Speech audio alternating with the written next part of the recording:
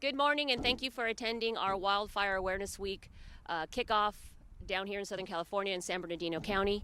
I'd like to welcome all of our guests, all of our media partners, as well as all of our cooperators. I'd like to take this moment to just explain our facility a little bit. Right here, we are located at the Prado Conservation Camp. It serves as a helitack base for our CAL FIRE San Bernardino 305 helitack crew, as well as a Type 3 CAL FIRE station that responds to emergencies throughout the state, as well as our partners with the California Department of Corrections and Rehabilitation with our Prado hand crews. So we're very proud of this facility, and we're also very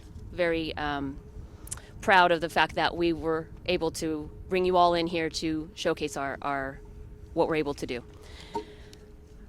First, I'd like to recognize some of our dignitaries. I'd like to take a moment to do that. First, we'd like to welcome Assemblyman Freddie Rodriguez of the Assembly 52nd District here for California. We're very happy to have him come and speak. He has a background in first response, so very proud to have him as well. I'd like to welcome also Vanessa Huarco, District Rep for Senator Connie Leiva's office of the 12th Senate District. Thank you for coming out. I'd also like to welcome Daniel Sanchez, District Rep for Carol Liu, the 25th Senate District Rep as well, Senate District. And also, last but certainly not least, is Socorro Pantalon, Senior Field Rep for Mark Steinworth, Assembly 40th District. So thank you to our dignitaries for coming out and joining us today.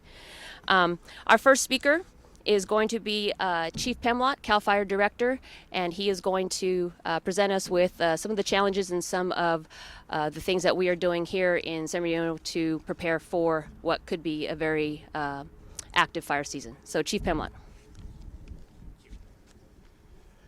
Good morning, and thank you for taking the opportunity this morning to talk to us about Wildfire Awareness Week.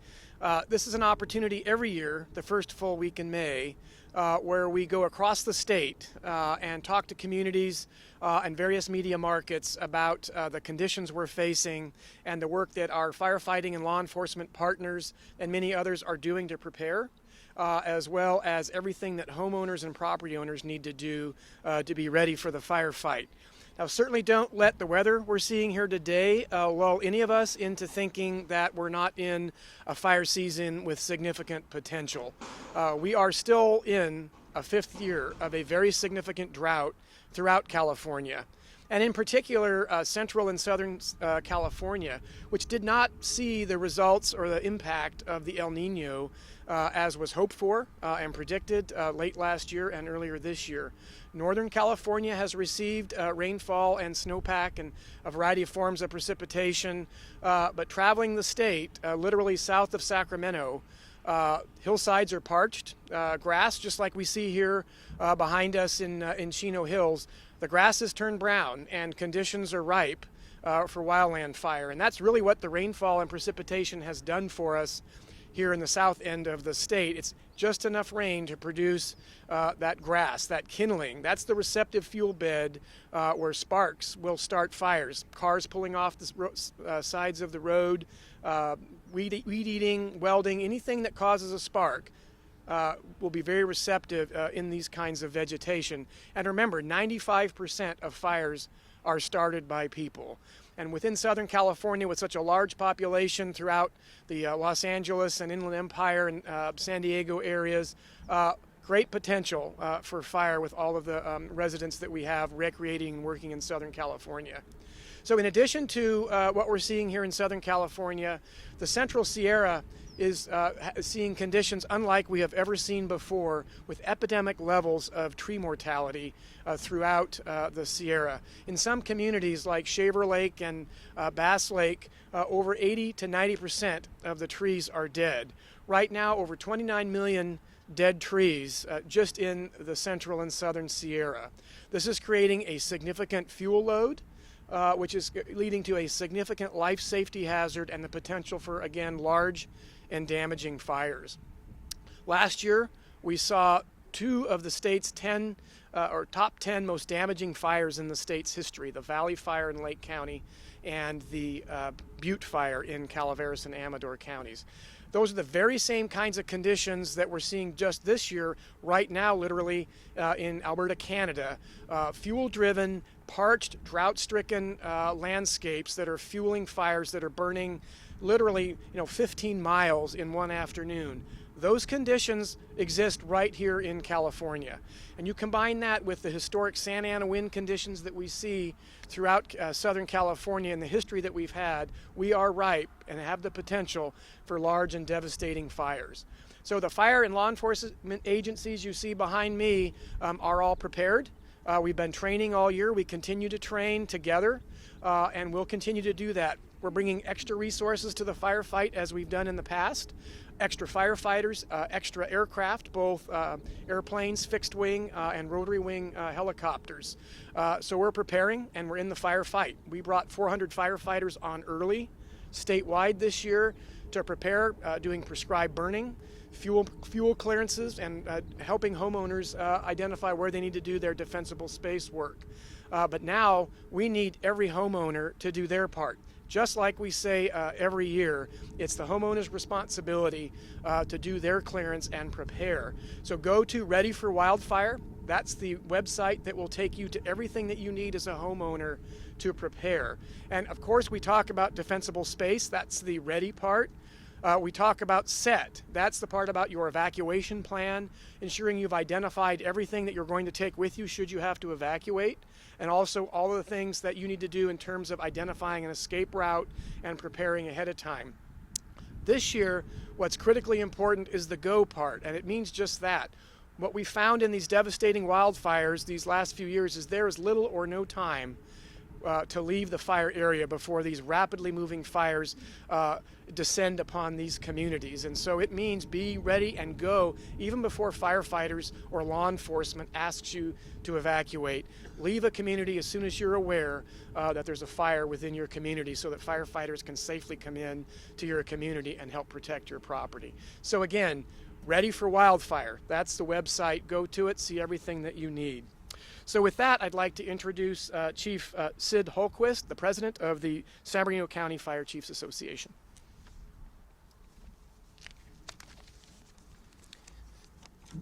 Thank you, Ken. I appreciate it. Good morning, everybody. On this beautiful morning, again, my name is Sid Holquist. I am the fire chief for the Apple Valley Fire Protection District, but I'm also honored to be the president of the San Bernardino County Fire Chiefs Association. So I'm here representing your local fire chiefs that serve the many diverse communities within San Bernardino County. I'd like to thank CAL FIRE, first of all, for inviting me to be here. This really is a critical issue, and it's an important issue that I'm glad to be a part of and actually help to get the awareness part of this campaign out to our local communities. So thank you, CAL FIRE, for inviting me here. San Bernardino County is the largest county in the continental United States. We have over 20,000 square miles of very diverse terrain, from mountains to deserts to our urban areas. We have a wide variety of vegetation types, topography, along with, as most of you are aware, damaging wind events, including the Santa Anas that occur every single year, along with wind events up in the desert areas.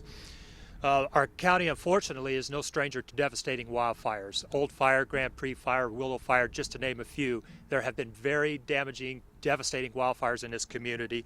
These fires have resulted in the destruction of thousands of homes, and unfortunately, lives have been lost. Fire, for better or for worse, has become a normal reality for all Californians. We must remain prepared to deal with the wildfire events in our communities. Many of us have chosen to live in brush-covered canyons and on hillsides which have historically burned before the homes were built. The fire season, as most of us know, is now year-round. Although as it dries out, it gets progressively worse as we go through the year. But fire season is a year-round event in the state of California. In the event of a major wildfire, fighting fire resources quickly become stretched thin, even with the use of mutual aid resources, which in California we have the most robust mutual aid system in the nation. We all pull together to help each other. Not one fire department can do it alone. We need each other to back each other up. History has shown that those homeowners who make the effort to prepare for a wildfire before it occurs, and that's why we're here today, to get that message out, are more likely to experience less damage or loss to their homes and properties. The county continues to suffer from the effects of a prolonged drought. We got a little bit of extra rain this year, that's true, but it's not enough to change the drought. And unfortunately, we're also seeing the effects of the bark beetle, which we have a tree mortality issue in this county that you already heard about. The millions of trees across the state of California, we have that in our county as well.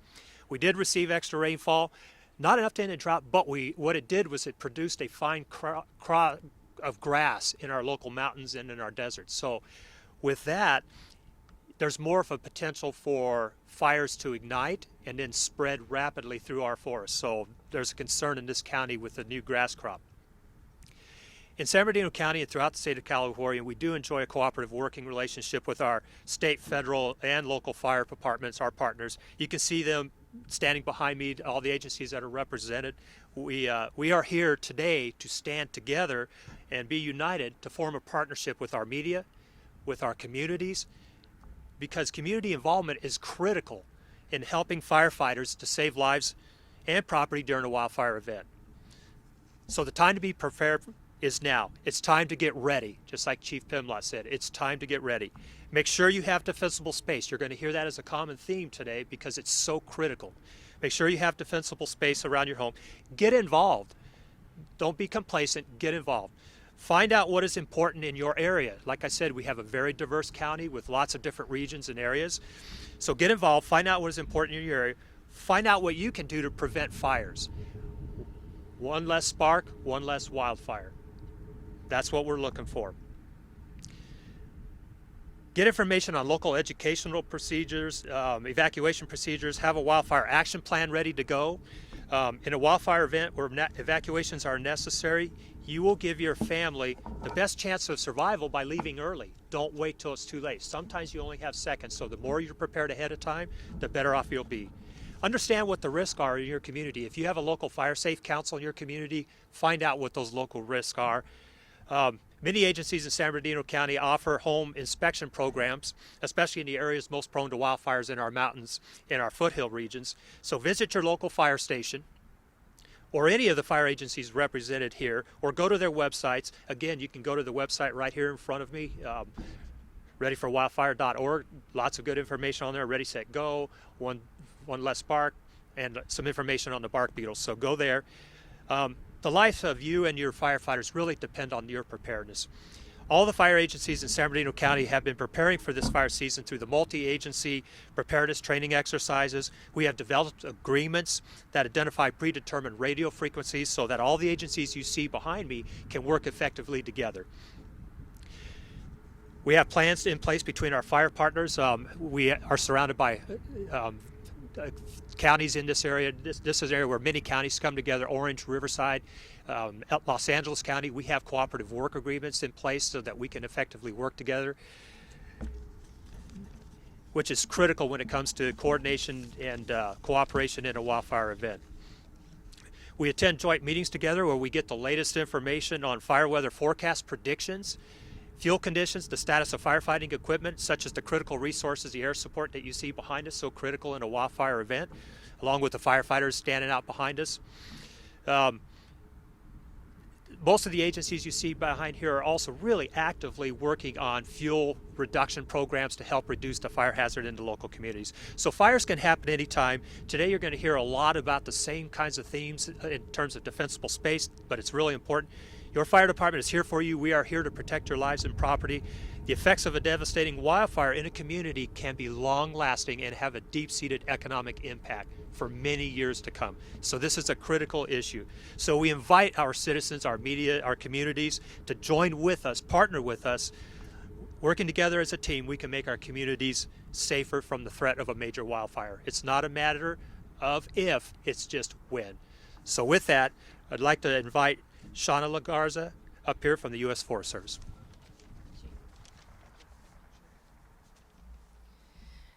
Very well, welcome. My name's Shauna LaGarza. I'm the, I just broke the mic. I'm the I'm the Regional Director for Fire and Aviation Management for the U.S. Forest Service here in California. So just welcome and thank you for being here today. This week's Wildfire Awareness Week. We have spent the entire week traveling the state of California with all of our interagency partners, mainly CAL FIRE, spreading the word about be prepared for the 2016 fire season. 2015 was a very busy fire season in California. We saw activity early on in Southern California. We had the fires up on the San Bernardino, which was about 8,000 feet before we had this event last year. And so as a previous speaker spoke about, we've received a little bit of moisture this winter down here. That makes the grass grow, and then over time it gets hot and the grass dries out and fires start. So just be aware of where you're at and where you're going into the national forest for the hazards that could be out there as you drive that way with the fuel loading. So as we move from the 2015 fire season, we had more fires in the state of California in 15 than we had in the past. We come into this year into a 5th-year drought, 5 years of drought. The drought's not done. It's still dry out there. We've had a lot of snow and rain in the high country, but it didn't get down here. There's a line where it didn't make it farther enough down to Southern California. So time will tell when we get a wind event or a start in Southern California. And a couple messages from the Forest Service. Be prepared when you're going to the National Forest. Be prepared before you go out there. Know the conditions, where you're going. Know if you can have a campfire or not. And if you have a campfire, put it out. Put it out 100% before you leave. If you're traveling to the Central Sierras, we have a large problem in California with tree mortality. They're doing more aerial survey flights probably this week or next week. And just as Chief Pimlott said, 29 million new dead trees since last year that we have now. And so we're working together with CAL FIRE, state agencies, Cal OS, local government to prioritize where we're falling dead trees so it's safe for firefighters and the public to go into your national forest system's land. The last thing I'll leave you with is that it's always awesome coming down to Southern California. I see a lot of friendly faces that I know from working down here, and the relationships and the partnerships that we have in Southern California are the best in the nation because it's 24/7, 365 in Southern California, and I'm proud to be down here and be with you. Thank you. And with that, I'd like to introduce Assembly Member Freddie Rodriguez, 52nd District. Well, thank you, and I want to thank Chief Pimlott for inviting me here from CAL FIRE, and most importantly, thank the men and women from CAL FIRE throughout the state for all the hard work they do.